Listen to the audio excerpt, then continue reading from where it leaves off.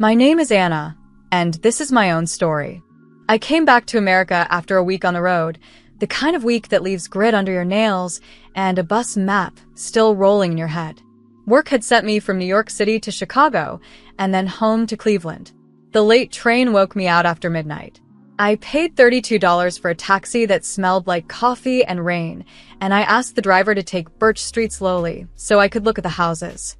When our small blue house came into view, 2 windows like kind eyes, a crooked rail on the steps, and a porch that remembers every boot, it felt like the first deep breath after a long day. My sister, Lila, was waiting on that porch as if she had been there for hours. She held the post with both hands. Her knuckles were white, and her face had that tight look I knew from when we were kids and hiding a broken vase. I waved and dragged my suitcase over the same crack in the walk that always tries to trip me. The wheels rattled in their old, friendly way. "Hey," I said, smiling just because I was home, because this was America and our little house, and the night was kind. I thought she'd smile back. She did not. Her mouth trembled, and her eyes flicked to the door and back to me like a bird that cannot choose a branch. I set my bag on the first porch plank. The wood gave its hollow knock in reply, the sound that says you belong here. From the doorway, I could see into our living room. The couch that sags in the middle, the maple side table we haggled down to $60 at a garage sale, the framed map of America with pins in the cities we love. The house smelled like lemon soap and the last warm air of late summer. A moth circled the porch light and then rested on the white paint like a thumbprint. "What happened?" I asked. "Is it money? Is it the car? Is it Mom's old house papers again?" I had a list of small problems we could fix with time and common sense. Lila did not wait for another word. She blurted, clear and sharp, "I married your rich fiancé. Now, please don't cry." The sentence landed between us like a box that is heavier than it looks. I heard the light hum and the soft buzz of that tired moth. The street went quiet, the way a street goes quiet when it is listening. It felt like the world took one big step to the left and forgot to bring me with it. My knees let go without asking me first. I reached for the rail and caught nothing but air. The boards jumped up. The sky dropped down. The dark slipped into my ears like water. I did not scream. I folded and fell, soft as a paper letter falling from a table. "Do you need a hand?" called a man's voice from across the street. It was Mr. Whitaker, who has lived opposite us so long that his mailbox paint fades and brightens between summers. "I've got her," Lila said, and she did. She is smaller than me, but shock gives people a kind of borrowed strength. She got me inside and onto the old couch. She slid a pillow under my neck and tucked the throw over my legs. A cool cloth found my forehead. In the kitchen, the tap ran and closed. In the hall, the clock counted seconds like coins on a wooden table. The house did the thing old houses do when they love you. It held me, and it did not ask any questions. When I woke, I rose through the dark the way a diver swims toward light. It was still night, or maybe the edge of morning. The room had that thin blue color that knows the sun is near. Lila stood in the doorway with a glass of water and eyes that had cried and dried and cried again. I opened my mouth to ask the time, or to ask if she was hurt, or to ask if this was a dream. Instead, I laughed. It came out wild and bright. I laughed so hard that tears ran into my ears and tickled my neck. The sound startled her. It startled me, too. "Anna," she said, scared and cross at once. "Don't. Please don't." She thought I had broken. I understood why. But the laugh did not come from shock. I said her name softly. "Lila." My voice sounded steady and older. She hurried to the chair and did not lean back, as if a deeper seat might pull her under. She set the water on the maple table, and a thin line slid from the rim and made a small round coin on the wood. "You don't understand," she whispered. "I married him. Grant. There wasn't time to tell you. We went to the courthouse. He paid $120 for the license. I wore that plain white dress you liked because it felt simple and good. We did it quickly. I was afraid that if we waited, you would come home and it would hurt you more." She wiped her eyes with the heel of her hand, like a child. Please don't cry. Grant. His name lay in the room like a heavy coat thrown over a chair. I looked at the coat on the hook by the door. The one he bragged cost 400 pounds, the one that still held the clean, borrowed smell of a store that was not ours. He had a way of holding a wine list like it was a plan. He had a way of saying the names of cities, New York City, Chicago, Cleveland, as if each name alone could build a ladder to the life he wanted. He talked about money, as if money were a friend who might shake his hand and call him brother, if only he wore the right shoes. He could make a bill seem like a bouquet. He could make a price tag sound like a promise. I knew those tricks. I had learned them the hard way, number by number. Listen to me, I said, and I met her eyes and kept them. I breathed in and felt the house around us. Old wood steady under new paint, simple things in their places. The couch, the clock, the lemon soap. Each one is a small truth you can touch. You asked me not to cry, I said. I am not going to cry. I stood, slow but sure, and the room tilted and then settled, like a small boat that finds its balance. I pulled the curtain back with 2 fingers. Mr. Whitaker's porch light had gone dark. The street was empty. The blue in the window was a little thinner. Morning was coming even if it did not know it yet. I let the curtain fall and turned back to my sister. I'm not broken, I said. I'm free. The words surprised her. They surprised me too, but they were true in the way the rail is crooked and the step is chipped and the paint is blue. I wasn't happy that a promise had been bent out of shape. I wasn't happy that a wedding had been rushed like a sale on a street corner. I was happy because I knew something Lila did not know yet, something real and countable, measured in dollars and in facts and in the weight of a ring I had placed in a drawer before I left for Chicago.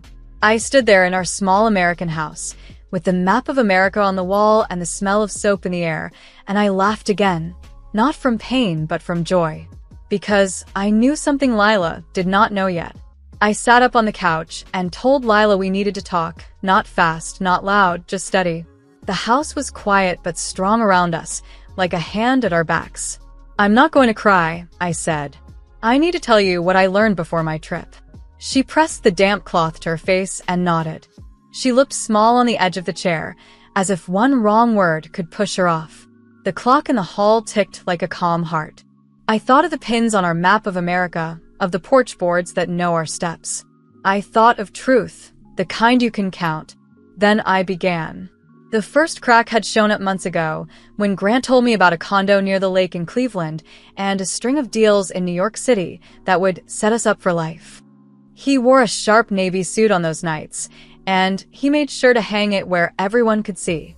One evening, when I lifted the jacket to make room in the closet, a tag slipped out of the inner pocket, a rental slip, $1.20 a day, due back Monday by noon.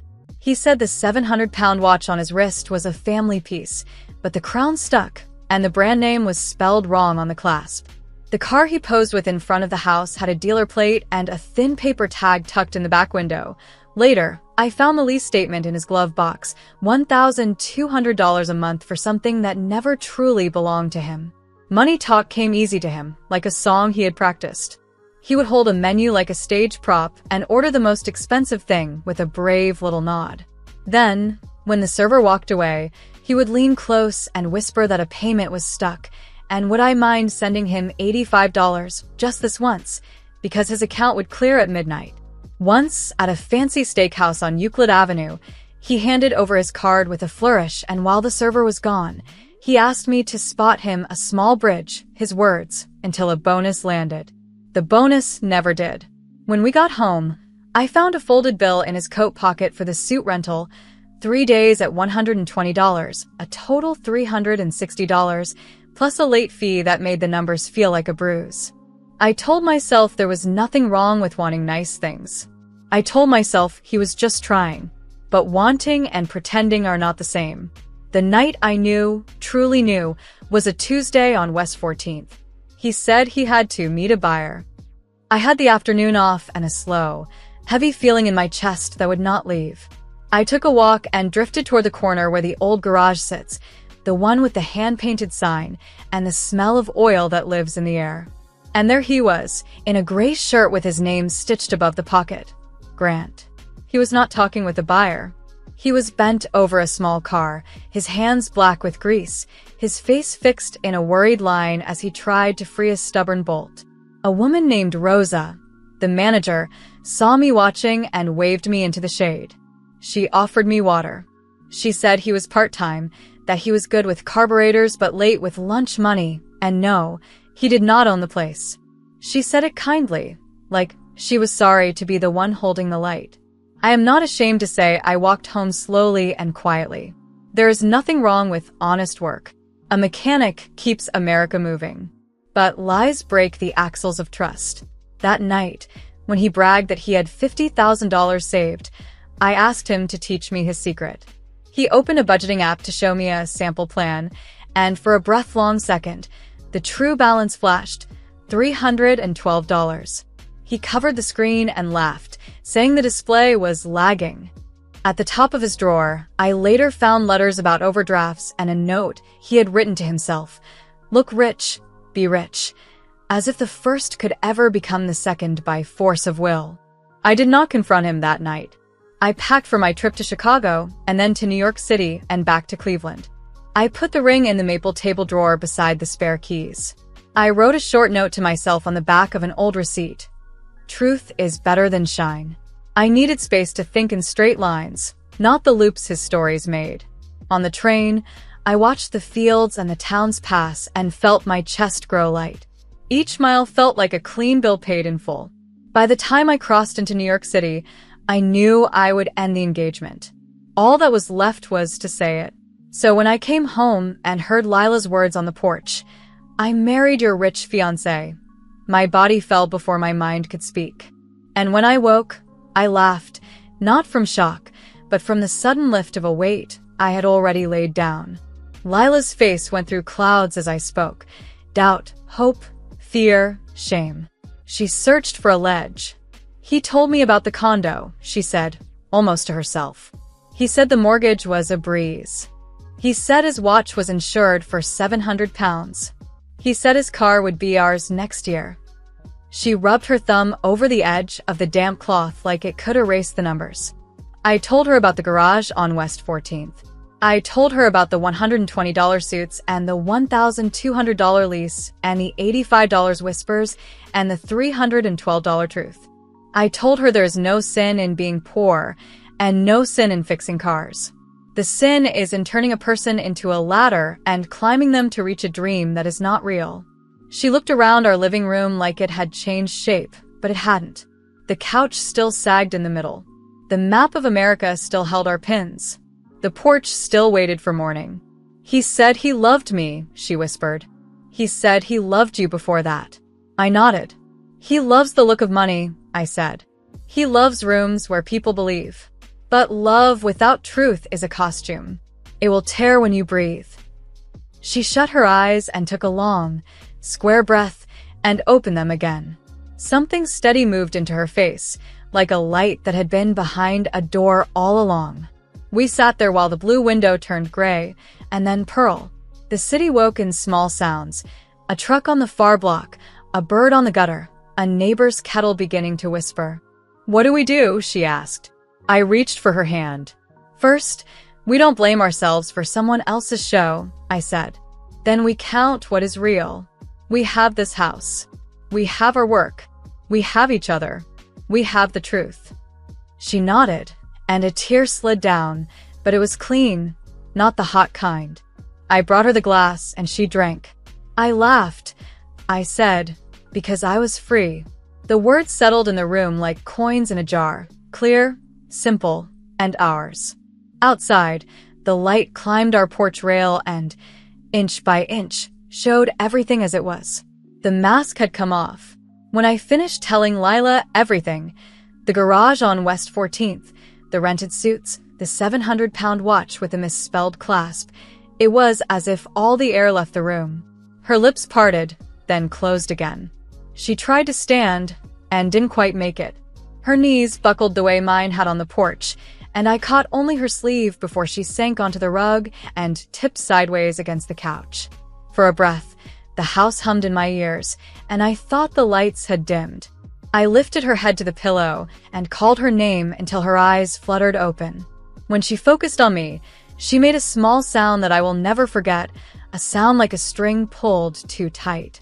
Then she cried into my shoulder, not loud, not dramatic, just steady tears that wet my collarbone while I held on and felt the truth settle around us like cold wind. The wind kept blowing in the days that followed. It came through the mail slot first, hard and unsentimental. A crisp envelope with a barcode, and his name brought a suit rental statement. 3 days at $120, a late fee, total $360, past due. Another bill arrived with a balance of $7,480 from a credit card he had assured Lila he kept, only for points. The car dealer sent a notice with red letters across the top. The monthly lease at $1,200 was 2 payments behind. I lined the envelopes on the maple table, and we read them like road signs to a place we did not want to go. Lila stared at the numbers until they stopped being symbols and turned back into weight. It was not the money alone. It was the difference between the shine he sold and the brass we could afford. It was the proof that every boast had been a borrowed coat that would have to be returned. We did the ordinary, brave things people do when a life splits along a seam. Lila called the courthouse to ask what a quick marriage meant when it came apart even quicker. I found the number for a lawyer in downtown Cleveland whose office had a view of the river and a waiting room plant that tried its best to look alive. Her name was Margaret Owens. She wore plain shoes and a plain gray dress, and she didn't mistake plain for weak. She listened without interrupting, then wrote down dates and totals and asked simple questions in an even voice. The consultation fee was $150, and as I counted out the bills at her desk, I felt oddly grateful to be paying for something that was real. Ms. Owens slid a thin packet across to Lila and pointed to the lines that mattered. "You will be fine," she said. "It will not feel fine at first, but you will be." While we waited for papers to be stamped and filed, the house changed color the way a lake does when a cloud passes. It had always been a little blue place on a little American street, but now the light seemed truer, like we had rubbed a film off the glass. We took the watch with a bad clasp from the hallway dish and put it in a drawer. We hung our coats on the hooks and left space where it used to sit and preen. I wrote out a list on a yellow pad. Cancel the florist for the celebration dinner he had promised yet never booked. Return a bottle of wine that had been bought on hopes. Call the bank to close the account he'd opened with Lila's name and a story about investment. Ordinary tasks, but each item checked off felt like dollars saved and breaths gained. Grant came by only once, which was once too many. He didn't knock like a man who belongs. He tapped like a salesman. I met him on the porch because that was where I had fallen, and it felt right to stand straight there. He looked smaller without the navy suit, like a sentence without the part that tries too hard. "Anna," he said first, and then Lila, when she appeared behind me. He had rehearsed an apology and said it on the step between us. He spoke about wanting more than the world had offered him, about learning to signal success, about believing that if he could just look the part, the dollars would follow, and love would follow the dollars. He said he loved me. Then he said he loved Lila, and in the space between those declarations, he asked if we could lend him $300 to square things so he could start clean. It was the truest sentence he spoke. Money sat in the middle of all the others like a throne. I told him no. I said it gently, and I said it once. I told him I didn't refuse because he was poor. America is full of good people who count their dollars and make them stretch, and there is no shame in hands that smell like oil or days that end with tired feet. I refused because he had stacked lies like boards and expected us to live in the house he made.